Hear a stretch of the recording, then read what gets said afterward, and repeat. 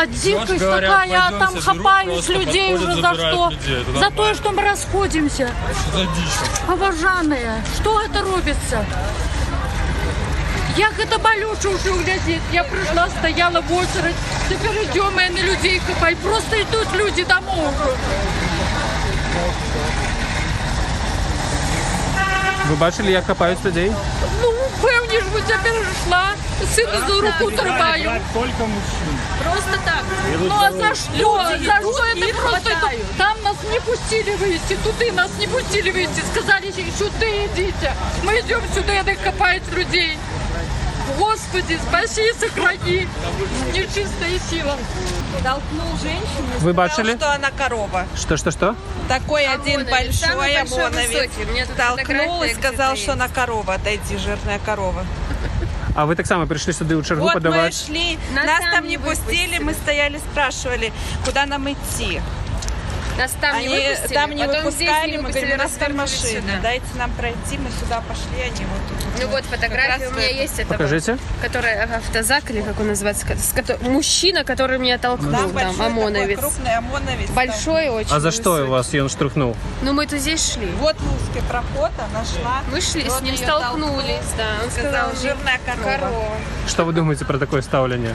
ужас Как это нас же вообще. власть, они должны нас Защищать, защищать, а не это. да. Дякую. Мы стояли, вот мы подошли сюда. Выстроилась прямо перед нами огромная очередь из, я не знаю, как это назвать, стена из спецназа, да. И просто нас заблокировала, скажем так.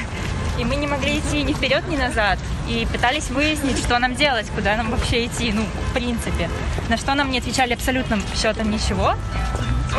Была бесполезная надежда достучаться до чьей-то совести, посмотреть на них прям глаза в глаза и услышать хотя бы какой-то от них комментарий. Есть это, видео, конечно могу вам же, скинуть. смешно. Так, Но а тем можете не мої колезі?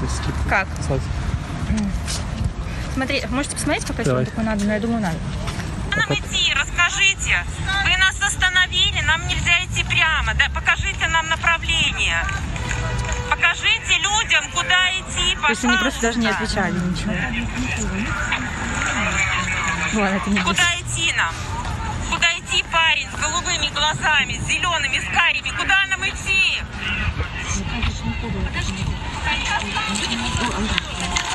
Ну, в общем, да.